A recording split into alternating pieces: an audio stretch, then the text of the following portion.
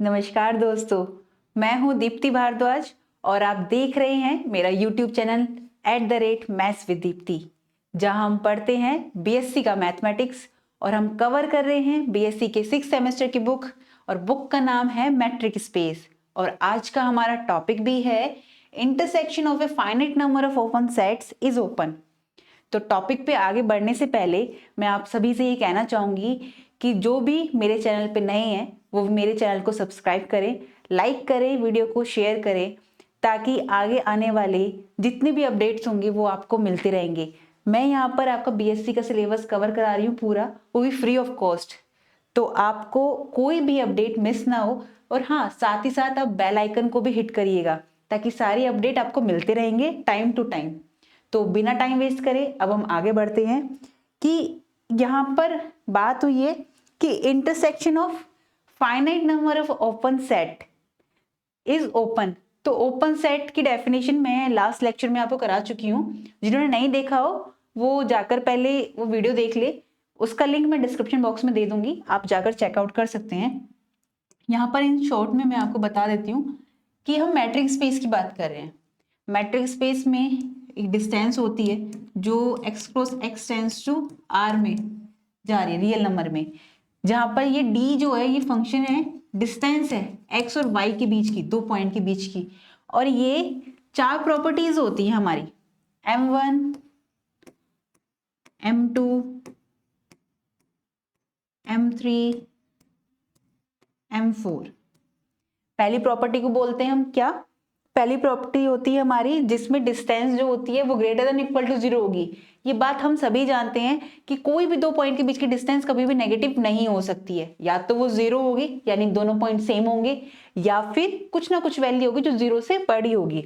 ये पहली प्रॉपर्टी कहती है distance X Y greater than equal to 0। ये नल कंडीशन होती है जिसमें दो पॉइंट के बीच की डिस्टेंस अगर 0 है तो बोथ इंप्लाइज दैट कि दोनों पॉइंट क्या होंगे, इक्वल होंगे। ये सेकंड प्रॉपर्टी कहती है। थर्ड प्रॉपर्टी क्या कहती है कि एक पॉइंट x से एक पॉइंट y है, अगर इसके बीच की डिस्टेंस मैं x से y लूं या y से x लूं, आनी तो सेम ही है ना। कोई दो पॉइंट है मेरे पास, एक x है एक y है, इसके बीच की डिस्टेंस मैं यहां से यहां तक काउंट करूं या यहां से यहां तक काउंट करूं, आनी तो सेम ही है। तो इट मीन्स इसकी प्रॉपर्टी क्या आती है, distance of X Y is equal to D of Y X आएगा। इसकी थी कि डिस्टेंस अगर कोई दो पॉइंट के बीच की 0 है तो both implies that x is equal to Y होगा। ये इन शॉर्ट में रिकॉल करा रही हूँ मैं आपको। और फोर्थ, इसी थर्ड प्रॉपर्टी को हम क्या कहते हैं, सिमेट्रिक प्रॉपर्टी कहते हैं। और फोर्थ प्रॉपर्टी को हम कहते हैं ट्रायंगुलर इनइक्वालिटी प्रॉपर्टी, जो क्या होती है कि दो पॉइंट लिए हमने, ये x लिया ये कोई y लिया, इन दोनों के बीच में कोई पॉइंट मैंने ले लिया z, तो इन दोनों के बीच की डिस्टेंस, इन दोनों के बीच की डिस्टेंस का sum always greater than equal to होगा इन दोनों डिस्टेंस के बीच, इन दोनों पॉइंट के बीच की डिस्टेंस के, यानी कि distance of X Y less than equal to होगा distance of X Z plus distance of Z Y. जब ये डी ये चारों प्रॉपर्टी को होल्ड कर लेता है तब ये जो ऑर्डर पेयर होता है ना एक्स डी, ये हमारा मैट्रिक स्पेस कहलाता है। ये तो हो गई मैट्रिक स्पेस की बात। अब इसमें जो हम पढ़ रहे हैं आज उसमें इंटरसेक्शन की बात हुई है और क्या बात हुई है, ओपन सेट की बात हुई है। ओपन सेट की डेफिनेशन भी हम पढ़ चुके हैं कि हमारे पास कोई मैट्रिक स्पेस था जो ये चारों प्रॉपर्टी होल्ड करता है। ये मैट्रिक स्पेस था हमारे पास एक्स डी, इसमें कोई सेंटर एक्स नोट माना मैंने और रेडियस आर लेकर मैंने एक ओपन स्फीयर बनाया।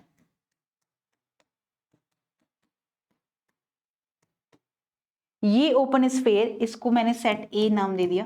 ये ओपन स्फीयर मेरा ओपन सेट तब कहलाएगा जब इसके अंदर आने वाले हर एक पॉइंट के लिए, इसके अंदर आने वाले हर एक पॉइंट के लिए मुझे एक ऐसा ओपन स्फीयर मिल जाए, एग्जिस्ट कर जाए, जो इस सेट ए में ही आ रहा हो, तब ये सेट मेरा ओपन सेट कहलाएगा। मैं ओपन सेट की definition, open sphere, close sphere, ये सब पहले करा चुकी हूँ। जिन्होंने वो वीडियो नहीं देखी हो तो पहले वो जाके वीडियो देखिए, तो उससे कॉन्सेप्ट आपके और क्लियर होंगे। यहाँ इन शॉर्ट में मैं आपको सिर्फ रिकॉल करा रही हूँ। मैं इन सब वीडियो का लिंक जो पहले मैं पढ़ा चुकी हूँ, जिसका यूज यहाँ हो रहा है, इस थ्योरम में हो रहा है, उसका लिंक मैं डिस्क्रिप्शन बॉक्स में दे दूंगी, आप वहां जाकर चेकआउट करिएगा।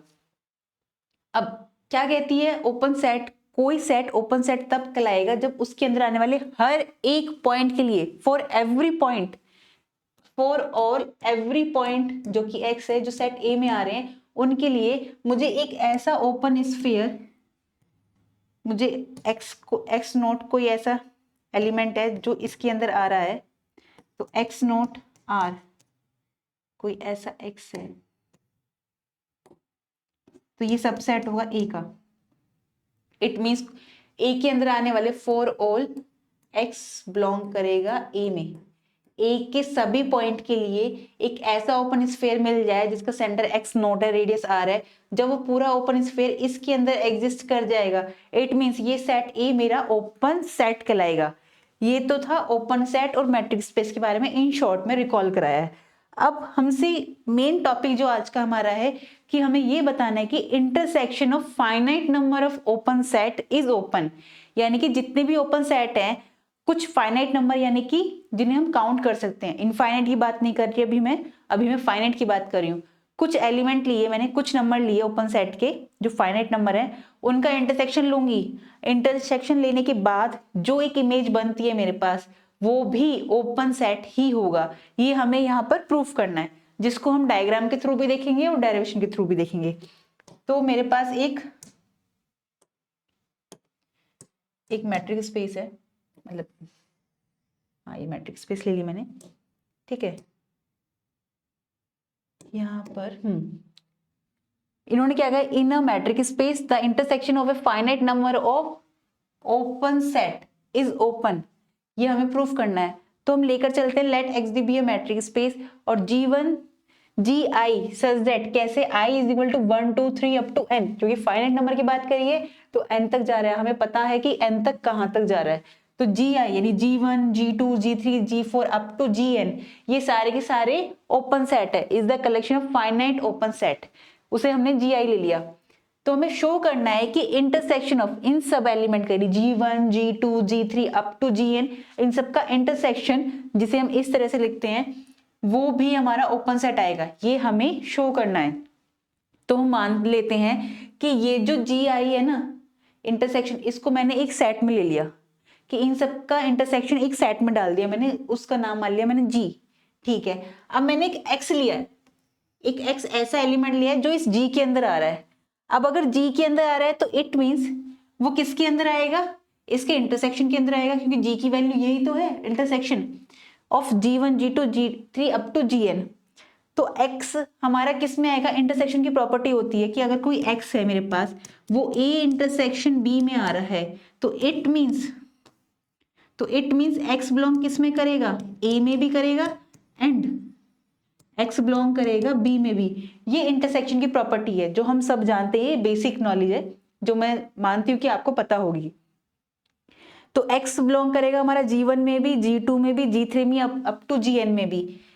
इट मीन्स हमारे पास एक ऐसा उन सब के लिए जब x इसमें बिलोंग करेगा और ये सारे के सारे अपने आप में क्या ओपन सेट है, तो there exist positive real number R1 R2 R3 up to Rn, यानी G1 ओपन स्फीयर के लिए मेरे को R1 रेडियस मिलेगी, G2 ओपन स्फीयर के लिए R2 रेडियस मान ली, G3 के लिए Rn, सच दैट ऐसे लेकर चल रहे हैं हम x जो बिलोंग कर रहा है Gn में, तो इस Gn के लिए जो रेडियस मानी वो Rn मान ली हमने रेस्पेक्टिवली।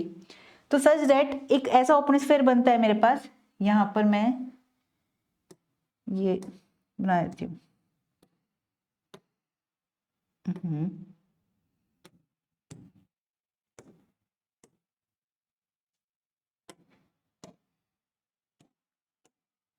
ये मेरे पास कोई G1 है जिसकी रेडियस R1 है, मेरे पास एक और आया G2 जिसकी रेडियस R2 है, मेरे पास एक मैंने लिया G3 जिसकी रेडियस R3 है। शेप थोड़ी नहीं बन रही पर आप लोग ये समझ जाना। G4 लिया मैंने जिसकी रेडियस R4 है, ऐसे करते हुए मैंने बनाया और ये लिया मैंने जिसकी रेडियस जी एन है, सॉरी रेडियस आर एन है। ऐसे बहुत सारे मैंने फाइनाइट नंबर के ले लिए मैंने। ये सारे के सारे ओपन सेट है जिसमें इसके लिए सेंटर की जरूरत नहीं। हाँ, R1 रेडियस ले ली, G2 के लिए R2 रेडियस है, G3 के लिए R3 है, G4 के लिए R4 रेडियस है और Gn के लिए ये Gn है मेरा, जिसके लिए Rn मैंने रेडियस ले ली। तो अब इसके इंटरसेक्शन में मैं एक ऐसा एलिमेंट ले लूंगी जो इसके इंटरसेक्शन में आ रहा है। यहाँ पे क्या लिया मैंने, एक x एलिमेंट लिया है जो इन सबके इंटरसेक्शन में आ रहा है। इट मीन्स इसका इंटरसेक्शन वाला पार्ट ये है, यहां पर मैंने ये x एलिमेंट ले लिया, ये x एलिमेंट मैंने यहां पर ले लिया। जब x एलिमेंट लिया तो ये जो ओपन स्फीयर बना है मेरा G1 वाला, x जहां पे मैंने सेंटर लिया है R1 रेडियस मानी, R1 रेडियस मानकर मैं एक ओपन स्फीयर बना रही हूं जो किस में आएगा, मेरा G1 में आएगा। ठीक है, मैंने एक R1 रेडियस ली है, जो एक ओपन स्फीयर बन रहा है वो मेरा G1 में आ रहा है। ठीक है, ऐसी G2 के लिए मैंने लिया है कि x लिया है और R2 रेडियस के बाद मैंने वो ओपन स्फीयर बनाया है, वो G2 में भी आ रहा है। ठीक है, ऐसे करते हुए एक x जो ये एलिमेंट लिया है और Rn रेडियस लेकर मैंने एक और ओपन स्फीयर बनाया है जो इसके अंदर आ रहा है, Gn के अंदर। तो यहां से क्या इंप्लाइज होता है कि G1, G2, G3 up to Gn ये सारे के सारे क्या है, अपने आप में ओपन सेट है, ओपन सेट है। तो जो ये रेडियस आई ना R1, R2, R3, इन सब में सबसे छोटी जो रेडियस होगी, मैं इन सबको एक कलेक्शन ले लेती हूँ और इसमें सबसे छोटी रेडियस होगी ना उसे R मान लेती हूँ। ये R माना मैंने, सबसे छोटी ले ली।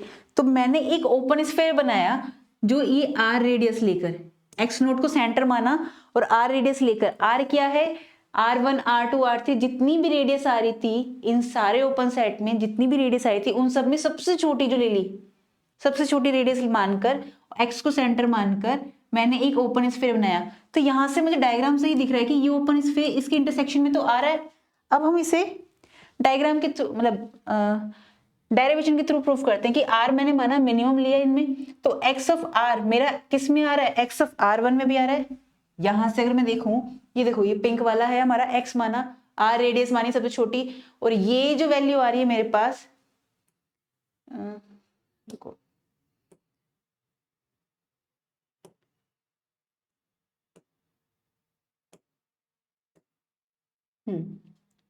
ये जो मैंने लिया ये G1 में भी आ रहा है मेरे, ये वाला ओपन स्फीयर, और यही वाला देखूं तो ये मेरा G2 में भी आ रहा है पिंक वाला, और मैं ब्लू वाला जो G3 है ये पिंक वाला इसके इंटरसेक्शन में भी आ रहा है। अब G4 के अंदर भी आ रहा है ये वाला ओपन स्फीयर, ये वाला पिंक वाला, और ये वाला ओपन स्फीयर मेरा ये व्हाइट वाले यानी Gn में भी आ रहा है। तो यहां से डायग्राम से देखा कि जो मैंने R1, R2, R3 रेडियस थी G1, G2, G3 open sphere के लिए, उसकी R1, R2, R2 रेडियस ली, उनमें सबसे छोटी जो रेडियस थी वो लेकर, और x जो मैंने इसके इंटरसेक्शन में पॉइंट माना था इन सब ओपन सेट के बीच में, उस पॉइंट को सेंटर मानकर सबसे छोटी रेडियस लेकर एक ओपन स्फीयर बनाया। वो ओपन स्फीयर मेरे सभी किस में आ रहा है, सभी ओपन सेट के अंदर आ रहा है। ये देखो एक्स आर मेरा एक्स R1 वाले में भी आ रहा है, यानी कि किस में आ रहा है, सबसेट G1 में भी आ रहा है, ये G2 में आ रहा है ये वाला ओपन स्फीयर, ये G3 में आ रहा है, ऐसे करते ये Gn में भी कंटेन कर रहा है। तो यहां से मैंने देखा कि ये इस सबको इंटरसेक्शन लिया तो कॉमन में क्या आया, S ऑफ XR, जहां x क्या है इस वाले ओपन स्फीयर के लिए, x सेंटर है, R रेडियस है। ये सबसेट हुआ किसका, intersection of XR1 intersection XR2 intersection XR3 intersection up to XRn। ये हमने डायग्राम से भी देखा कि सबके इंटरसेक्शन में आ रहा है ये वाला ओपन स्फीयर, जहां सेंटर x है रेडियस R है। तो इट मींस ये इंटरसेक्शन में आ रहा है, तो मैं इसे लिख सकती हूँ intersection of GI such that I very कर रहा है 1 से लेके n तक, और इन सबको मैंने सेट G में माना था। तो मैंने यहां से देखा कि XR जो मैंने ओपन स्फीयर माना था, जो कि मैंने डायग्राम में भी देखा कि वो इन सबके इंटरसेक्शन में आ रहा है। इट मींस हमने ये प्रूफ कर दिया कि जितने भी इंटरसेक्शन होते हैं फाइनाइट ओपन सेट के, वो खुद अपने आप में ओपन सेट होता है, क्योंकि ये ओपन स्फीयर G में आ रहा है और हर एक ओपन स्फीयर क्या होता है, ओपन सेट होता है अपने आप में। ये इससे लास्ट लेक्चर में हम पढ़ चुके हैं कि every open sphere is an open set. It means जिन्होंने वो लेक्चर नहीं देखा हो तो जाकर वो लेक्चर देख लेंगे, वो बहुत इंपॉर्टेंट लेक्चर है, वो नाम से आ जाता है, आपके एग्जाम पॉइंट ऑफ व्यू से भी आपके एग्जाम में पूछ लेते हैं वो डेरिवेशन। तो यहाँ से ये ओपन स्फीयर मेरा जी में आ रहा है, इट मीन्स ये ओपन सेट है अपने आप में। तो हम कह सकते हैं thus X be any point of G. G क्या माना था हमने, जो इंटरसेक्शन थे सारे ओपन सेट के, उस कलेक्शन में मैंने एक क्या माना था, एक्स को ही पॉइंट माना था, और उस पॉइंट के लिए मेरे को एक छोटा रियल नंबर आर एग्जिस्ट कर जाता है, जो किस तरह से होता है कि एक ओपन स्फीयर उस जी के अंदर कंटेन कर रहा है। इट मीन्स हमने प्रूफ कर दिया कि जी हमारा ओपन सेट है। ओवरऑल अगर मैं आपको इन शॉर्ट में एक और बात बताऊं कि हमने एक एक्स डी मैट्रिक स्पेस माना, उसमें G1, G2, G3 up to Gn सारे मैंने ओपन सेट ले लिए जो आपस में इंटरसेक्शन कर रहे हैं, क्योंकि क्या कहा गया, सारे इंटरसेक्शन लेने हैं ओपन सेट के। उसमें मैंने एक पॉइंट लिया उसके इंटरसेक्शन में x, और एक सबसे छोटी रेडियस मानी मैंने, जितने भी ओपन स्फीयर दे रखे थे R1, R2, R3 रेस्पेक्टिवली सारे ओपन सेट की, उन रेडियस में r ली मैंने, रेडियस सबसे छोटी, और x को सेंटर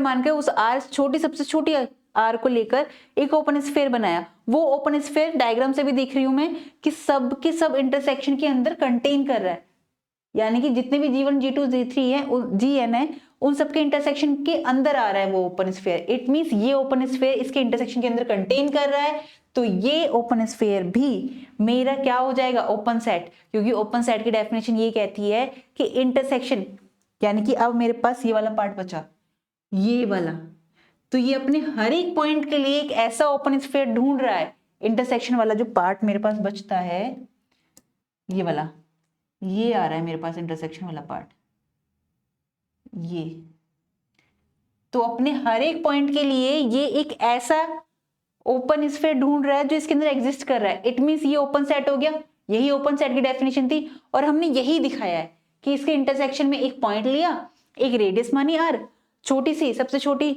और उससे मैंने एक ओपन स्फीयर बनाया, वो इस इतने वाले पार्ट में, ये वाला रीजन है ना, इतने पार्ट के अंदर कंटेन करा दिया। तो इट मींस ये वाला पार्ट मेरा क्या हो गया, ओपन सेट हो गया। यही तो ओपन सेट की डेफिनेशन थी, और वही हमने यहां दिखा दिया। तो इट मींस ये प्रूफ हो गया कि intersection of every open set is open. I hope आपको आज का लेक्चर समझ में आया होगा, इसमें कोई भी डाउट नहीं बचा होगा, लेकिन फिर भी कोई डाउट रह जाता है तो आप मुझसे कमेंट सेक्शन में पूछ सकते हैं। और आगे हम नेक्स्ट क्लास में मिलेंगे बहुत ही इंटरेस्टिंग टॉपिक के साथ, और तब तक आप मेरी वीडियो को लाइक कीजिए, अपने दोस्तों के साथ शेयर कीजिए और सब्सक्राइब कीजिए। आप शेयर करेंगे तो मेरी फैमिली और बढ़ेगी, सब्सक्राइब करेंगे, ताकि यहाँ पर जो मैं बीएससी का सिलेबस कवर करा रही हूँ फ्री ऑफ कॉस्ट, आप वो सब पढ़ सकते हैं फ्री ऑफ कॉस्ट। तो हम मिलते हैं आपसे नेक्स्ट क्लास में बहुत ही इंटरेस्टिंग टॉपिक के साथ। तब तक पढ़ते रहिए, मुस्कुराते रहिए। नमस्कार।